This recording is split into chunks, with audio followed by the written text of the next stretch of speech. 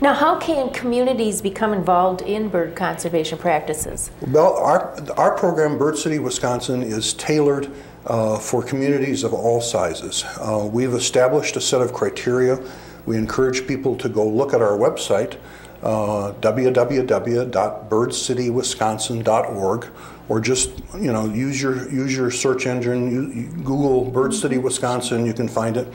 And on there we lay out this program, which we hope that the communities will take a look at. And already, I met this morning with the mayor of Brookfield and the parks director there to talk about a community like that being a bird city. And we establish criteria. Communities meet these criteria that encourage habitat protection, that encourage conservation efforts in general, public education, celebration of International Migratory Bird Day. And if they do that, and we hope that it'll be a cooperative effort with conservation organizations and nature centers working with communities to do these sorts of things, we certify them as a Bird City, Wisconsin, and in turn give them a street sign like this, Bird City, Wisconsin, and also a flag, a 3x5 flag they can fly, and a plaque for City Hall, and publicity on our website and in local publications. And we think that sort of raising public consciousness and at the same time encouraging communities to do positive things for birds can make a big difference. And we also see that this program can be a vehicle for promoting a number of very good conservation practices. Now, what benefit will it be to communities if they adopt these practices? Well, we think that we list on our website a dozen good reasons to become a bird city, and I won't go through all of them, but there's a range of things. One, it says something very strongly positive about a community. Being a tree city has become a badge of honor for communities. There are 177 tree cities in Wisconsin. Probably, I think I mean, we're not that big a state, but that's all. I think it's the third largest number of cities in any state that are tree cities, and we think there's that same sort of ethic involved for communities to become a bird city. It's a positive statement about the values a city holds, but being a bird city also can be a tourist draw. Bird cities sometimes will be involved in hosting International Migratory Bird Day events, birding festivals.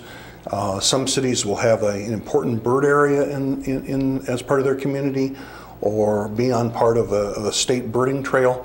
And all these things generate positive tourist revenue too for communities. So we think there's doing that.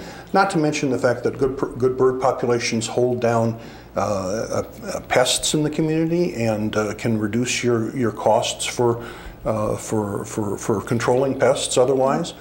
So we think there's just lots of good reasons for communities to do this. So now, what could be the future of birds in our environment if communities don't take proactive measures? Well, that's sad to think about, but we've seen the decline. People ask about I don't see as many of this, or I don't see as many of that this year. And that's true. There are a number of species that have declined, particularly if you get out into the countryside. Grassland species are under the most pressure right now. Meadowlarks, you don't see nearly as many meadowlarks. There are a lot of the grassland sparrows that aren't as common as they used to be. Bobolinks, people out in the country enjoy the burbling sound of the bobolink, and they can be harder and harder to find. We don't want that to happen in our communities, and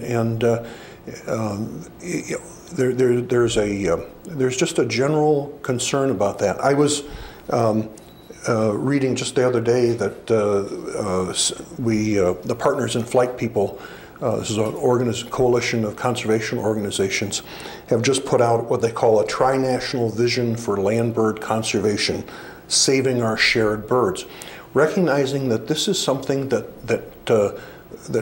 two continents, the birds we see right now coming through here, all the colorful warblers that are migrating through, they spent their winter down in South America or Central America. and they're going to spend part of their summer up in Canada. We only get to share those birds for a short time, although some will nest around here as well. So everybody has to be in this together, and Bird City, Wisconsin is designed to play our role in getting communities in Wisconsin to do positive things, to stave off that future of fewer birds to enjoy, so that our springs are as colorful and as songful as they are now, and we hope that can continue long into the future. Well, thank you very much, Carl. Thank you. We've been speaking with Carl Schwartz. He is the coordinator for Bird City, Wisconsin. Our issue has been environment, and our topic has been protecting birds. Thank you very much for watching Public Report.